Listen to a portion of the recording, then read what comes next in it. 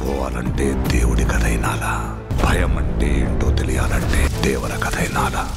Hello మామస్, ఎలా ఉన్నారు? Welcome to CK thoughts.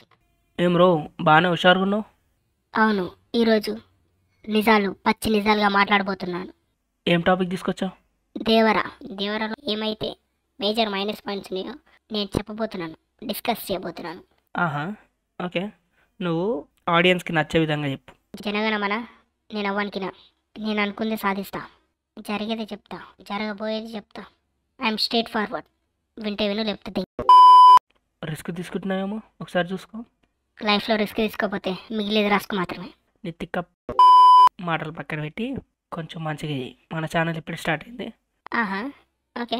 What went wrong in Devara movie collections base పైన ఈ video చేయట్లేదు. అండ్ కలెక్షన్కి దీనికి అసలు సంబంధమే లేదు. మూవీలో మైనస్ పాయింట్స్ అండ్ నాకేమనిపించినాయో టాప్ 5 వాటి గురించి మాత్రమే, నాకేమనిపించినాయో దాని గురించి మాత్రమే డిస్కస్ చేయబోతున్నాం. ఓన్లీ టాప్ 5, చిన్న చిన్న విషయాలు కాదు, మేజర్ అండ్ మెయిన్ పాయింట్స్ మాత్రమే డిస్కస్ చేసుకోబోతున్నాం. మీరు ఫస్ట్ టైం మా ఛానల్ని విజిట్ చేసినట్టయితే మీరు మా వీడియోస్ అన్నీ చూసి, వీడియోస్ నచ్చితేనే సబ్స్క్రైబ్ చేయండి. హలో ఏంట్రా? నీకు సబ్స్క్రైబర్స్ వద్దా? కావాలి. ఎందుకు ఓవర్ యాక్టింగ్ చేస్తున్నావు? అంటే అందరు ఇలానే చెప్తున్నారు కదా, అందుకే. అయితే వెళ్ళి ఫస్ట్ పాయింట్, ప్రమోషన్స్. రే ప్రమోషన్స్ మైనస్ అంటావేంట్రా? అవేగా మెయిన్ ప్లేస్ దానికి. మెయిన్ ప్లస్ ప్రమోషన్సే, కానీ ఏదైనా మూవీని పబ్లిక్లోకి తీసుకొస్తున్నామంటే ఆ మూవీ కంటెంట్ అనేది జనాలకు తెలియజేయాలి. మన మూవీ ఈ ఆస్పెక్ట్లో ఉంటుంది, ఇలా వెళ్తుందని మనం డైరెక్ట్గా రివీల్ చేయొద్దు.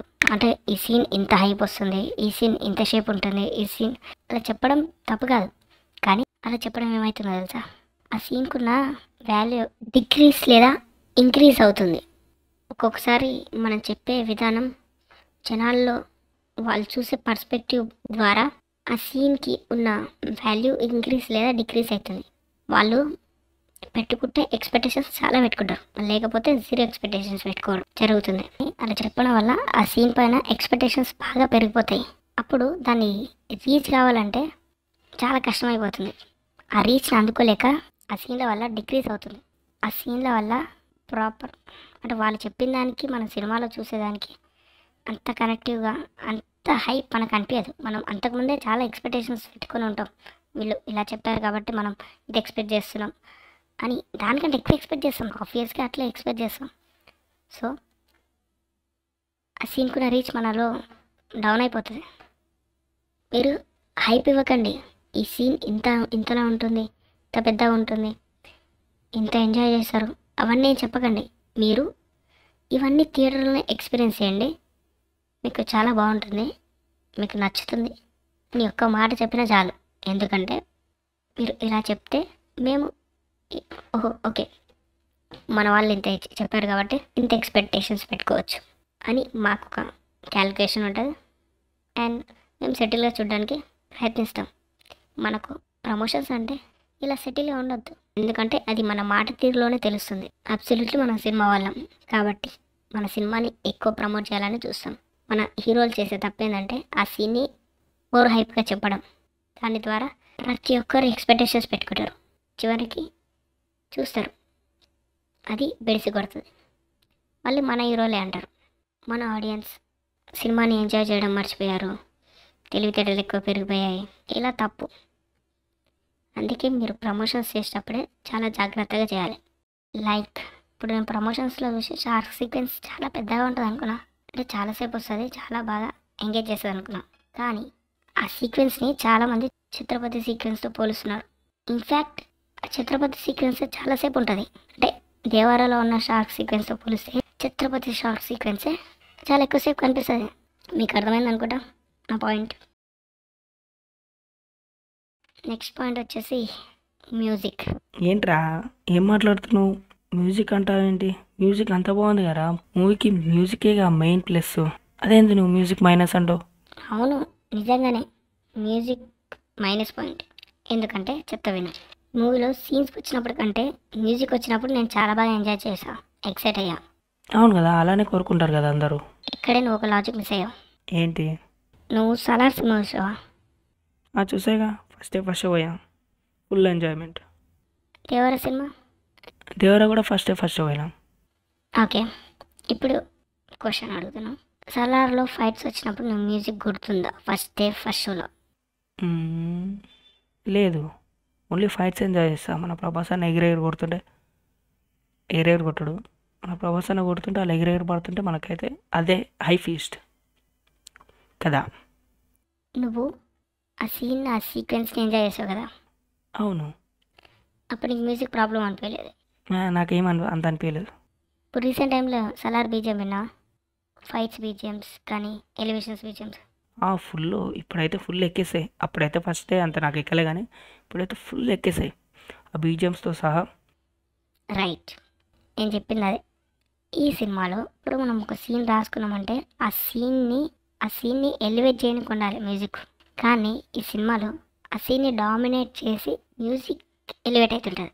నాకు అర్థం కాలేదు సార్. సరే చెప్తాను. లాస్ట్ సీన్ ఉంది కదా, అదే ట్విస్ట్ రివీల్ చేసే సీన్ ఉంది. అందులో బీజిఎం అక్కడ ఏమనిపించిందంటే, ఫీలింగ్ అయితే నాకు థియేటర్లోనే కొట్టేసింది. అదేంటంటే ఆ సీన్ కంటే నాకు బీజిఎం ఎక్కువ ఎంజాయ్ చేసా, ఎక్సైట్ అయ్యా ఆ బీజిఎంకి. ఆ సీన్ అంత అనిపించలేదు నాకు. అంటే నేనేం చెప్తున్నా అంటే, నేను సలార్ అన్న ఎగ్జాంపుల్, ఆ సలార్ తీసుకో, ఇది తీసుకో. మనం బీజిఎం ఎక్కువ ఎంజాయ్ చేస్తున్నామంటే సీన్ మనకు అంత ఇంపాక్ట్ కొట్టట్లేదు. ఇప్పుడు ఒక బీజిఎం ఆ సీన్కి ఎలివేట్ చేయాలి, కానీ ఆ సీన్ని డామినేట్ చేయొద్దు బీజిఎం. అది ఈ సినిమాలో జరిగింది. అందుకే నాకు ఈ సినిమాలో బీజిఎం మైనస్ అని చెప్తున్నా, అంతే. నేను చెప్పాలనుకున్నా అది. నీకు ఒకరు నచ్చిపోతా అయినట్టారా? సరే గైస్, ఈడేదో పిచ్చిన కొడుకు ఏది పడుతుంది ఆడుతుండు.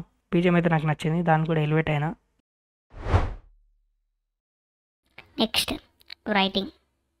మూవీలో రైటింగ్ నాకు కూడా మైనస్ అనిపించింది చాలా చోట్ల. అనిపించింది, కానీ ఒక పాయింట్ చెప్దాము. బైరా చేతి విరుగుతాయి కదా, అవును. ఆ సీన్ అది ఎందుకు విరుగుతుందో తెలియదు కానీ విరుగుతుంది. ఆ సీన్ని అంత కన్వీనియన్స్కి ఎందుకు రాసుకున్నారో నాకు ఇంతవరకు అర్థం కాలేదు. ఓహో, నెక్స్ట్ పార్ట్ కోసం డ్రాగ్ చేయడానికా? విలన్ అంత ఫాస్ట్గా వెళ్ళి చావద్దు అందుకనే అలా రాసుకున్నారా? అలా కట్టించి ఇంట్లో కూర్చోబెట్టారా విలన్కి?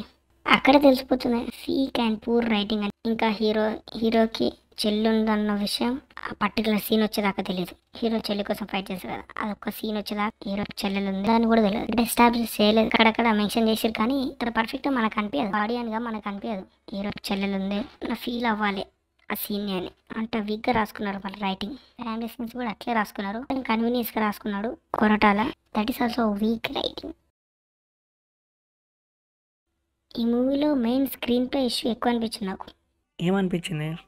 స్క్రీన్ ప్లే ఎలా ఉండాలంటే, రీసెంట్గా వచ్చిన లక్కీ భాస్కర్ చూసావా? చూసా. పేక ఆడేస్తాడు మన లక్కీ భాస్కర్, మన డీక్యూ. అది కాదు సినిమా అంటే. అది కాదా, ఒక సీన్ నుంచి ఇంకో సీను ఎలా వెళ్తుంటుంది, మనలో ఒక టెన్షన్ బిల్డ్ చేస్తుంది, ఎక్కడ దొరికిపోతాడు మన భాస్కర్ అని. అవును, అలా టెన్షన్ అనే కాదు, ఏదైనా ఒక ఎమోషన్ మన స్క్రీన్ ప్లేలో ఇన్వాల్వ్ చేయాలి అని అంటున్నా నేను. అప్పుడే మనకు మూవీని కంప్లీట్ గ్రిప్ మనకు దొరుకుతుంది ఎంజాయ్ చేయడానికి, పర్టికులర్గా ఇలాంటి కమర్షియల్ మూవీస్లో.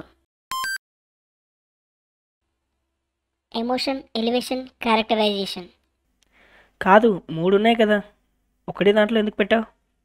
చెప్తా ఎనిబే.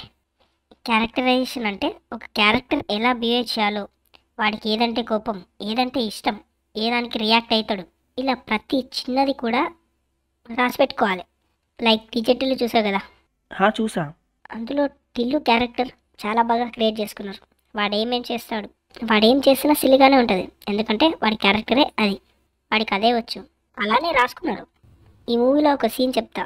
ఎన్నాళ్ళ నుంచో దేవరను చంపుదామనుకున్న బైరా ఒక ఛాన్స్ వస్తుంది. ఆ క్యారెక్టర్ అప్పుడు ఎలా బిహేవ్ చేస్తుంది అంటే, తనకి ఏదో అయ్యిందని తను వెళ్ళాలనుకున్న ప్లాన్ ఆపేస్తాడు, ఆపేసి వేరే వాడిని పంపిస్తాడు వాని బదులు. అంటే మధ్యలో కాన్వర్సేషన్ జరుగుతుంది, ఆ కాన్వర్సేషన్ అంత గొప్పగా ఏమి ఉండదు, అయినా సరే అతను డ్రాప్ అయిపోతాడు. అది కూడా మెయిన్ పర్పస్, తను అన్నేళ్ల నుంచి చంపుదామనుకున్న వ్యక్తిని ఒక ఛాన్స్ వస్తే ఒక చిన్న రీజన్ వల్ల ఆగిపోవాల్సి వచ్చింది. ఇది ఎంతవరకు కరెక్ట్ మీరు చెప్పండి? ఇదే మేజర్ ఇష్యూ, మెయిన్ క్యారెక్టరైజేషన్లో ఉన్న మేజర్ ఇష్యూ. ఇంకా మిగతా 2 ఎలివేషన్ అండ్ ఎమోషన్. అదేం లేదు, క్యారెక్టర్ సరిగా లేకపోతే, స్క్రీన్ ప్లే సరిగా లేకపోతే, రైటింగ్ సరిగా లేకపోతే ఎమోషన్స్, ఎలివేషన్స్ ఎలా వర్కౌట్ అవుతాయి? ఇది గైస్ నాకైతే top 5 major issues, major minus points in Devara. ఎరా మాము ఎలా ఉంది? ఆడియన్స్ చెప్తారులే కానీ నేను ఉంచాలా తీసేయాలన్నది. నన్ను తీసేయడం ఏంటి? రే సింహంతో వేట నాతో ఆట మంచిది కాదురా బేటా. సరే, దట్స్ ఇట్ గైస్. వీడియో మీకు ఎట్లా అనిపించింది? మా టామ్ గారు చెప్పిన పాయింట్స్ కరెక్టేనా? మీరేమనుకుంటున్నారు? ఒకసారి కామెంట్ లోపల చెప్పండి. వేసుకుంటే వేసుకోండి మావన్ని, లేదంటే మెచ్చుకుంటే మెచ్చుకోండి. ఏం బ్రో నన్ను వేసుకోవాలని చూస్తున్నావు?